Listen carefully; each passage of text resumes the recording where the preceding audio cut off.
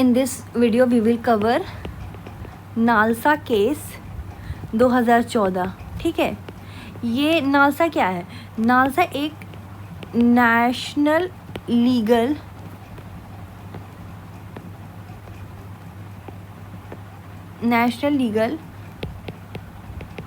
Services authority है। ठीक है, ये एक फ्री लीगल एड प्रोवाइड करती है गवर्नमेंट के तरफ से।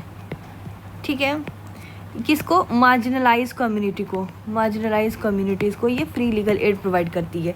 ठीक है, इसने नालसा ने पिटीशन डाला था कहाँ? सुप्रीम कोर्ट में इसमें पिटीशन डाला था कि जो ट्रांसजेंडर हैं इनकी लीगल कोई आइडेंटिटी ही नहीं है। भाई ये हैं कौन? इनकी कोई आइडेंटिटी ही नहीं है। दैट मीन इनका फंडामेंटल राइट्स को वायलेट किया जा रहा। ठीक है, तो इसी टाइम क्या हो गया कि 2014 से पहले, आइए जर्नी देखते हैं, जर्नी समझते हैं। 2014 से पहले बिफोर, ठीक है, इनको नो लीगल जेंडर। ठीक है, no legal gender. Next, passport, Aadhaar, ठीक है, वोटर आईडी, कुछ नहीं। ठीक है, जॉब अप्लाई का फॉर्म नहीं भर सकते, हॉस्पिटल में सही से इनको ट्रीट नहीं किया जाता है। ठीक है, पुलिस हैरेस करती है इनको। ये सारी चीज़ें थी। इस चीज़ वजह से देख के नालसा सुप्रीम कोर्ट ने 5 की दिया, सुप्रीम कोर्ट ने 5 की दी। पहले की दी कि इनको इनकी आइडेंटिटी मिलेगी। ठीक है, थर्ड जेंडर नाम के भी कोई चीज़ आएगा। So third gender legal status मिल जाएगा। ठीक है, जैसे मेल फीमेल आता ही, अब आप देखते होंगे ट्रांसजेंडर का भी ऑप्शन आते हैं फॉर्म्स वगैरह में। तो दैट मीन इनको सेल्फ आइडेंटिफिकेशन मिली। इनको क्या मिली? सेल्फ आइडेंटिफिकेशन मिली। नेक्स्ट, अगर कोई बायोलॉजिकली, फॉर एग्जांपल देखिए, अगर कोई बायोलॉजिकली बॉर्न हुआ है एज अ मेल या फीमेल और वो खुद को कह रहा है कि नहीं मैं ट्रांसजेंडर जैसा हूँ, सो इसके लिए इनको कोई डॉक्टर से सर्टिफिकेट लेने की ज़रूरत नहीं है। इन्हें मान लेना पड़ेगा स्टेट को। ठीक है, स्टेट को मान लेना पड़ेगा। सेकेंड होल्डिंग क्या थी? ये तो पहला था। सेकेंड होल्डिंग ये थी कि फंडामेंटल राइट्स अप्लाई होना चाहिए इन पे। आर्टिकल 14, 15, 16, 19 क्लॉज 1, 21 इन पे भी अप्लाई होनी चाहिए। थर्ड चीज़ इन्होंने क्या कहा?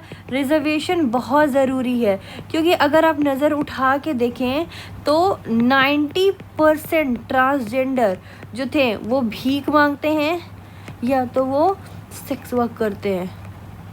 ठीक है, एजुकेशन इनकी बहुत डाउन है। ठीक है, पॉवर्टी के अंदर आते हैं, तो इसलिए इनको ओबीसी जैसी रिजर्वेशन मिलनी चाहिए। फोर्थ क्या आता है इनकी? सेल्फ आइडेंटिफिकेशन मतलब पहले होता था कि सर्जरी करवाओ कि तुम क्या हो, फिर सर्टिफिकेट लो, उसके बाद जेंडर चेंज करो। ठीक है, अब ऐसा कुछ नहीं है। पहले क्या है, अब ये जो मुंह से कह देंगे। नालसा आने के बाद क्या हुआ? इस स्टेट को एक्सेप्ट करना पड़ेगा। ठीक है, नो मेडिकल प्रोसीजर, कोई मेडिकल प्रोसीजर मैंडेटरी नहीं है। ठीक है, इसका आप एग्जांपल लिख सकते हैं। कोची में एक ट्रांसजेंडर वुमेन थी, मतलब ट्रांसजेंडर थी, उसको वुमेन की सेल्फ उनको आइडेंटिफिकेशन मिली। ठीक है, फिफ्थ क्या है? स्टेट की ड्यूटी क्या है? स्टेट की ड्यूटी ये है कि इनके लिए वेलफेयर स्कीम लाई जाए। ठीक है, और इनके लिए मेडिकल फैसिलिटीज़ बढ़ाई जाए। नेक्स्ट, इनको ये HIV से काफ़ी जूझते हैं। ठीक है, तो इसके लिए प्रोग्राम में इनको इंक्लूड करो। पुलिस को ट्रेन करो कि इनके साथ ज़्यादा हैरेसमेंट नहीं करे। 5th, सेपरेट वार्ड बनाओ इनके लिए। ये सारी चीज़ें सुप्रीम कोर्ट ने कही थी, ठीक है। कॉन्स्टिट्यूशनल मोरालिटी वाले मैंने अपनी पहले वाली वीडियोस में बता रखी है, ठीक है।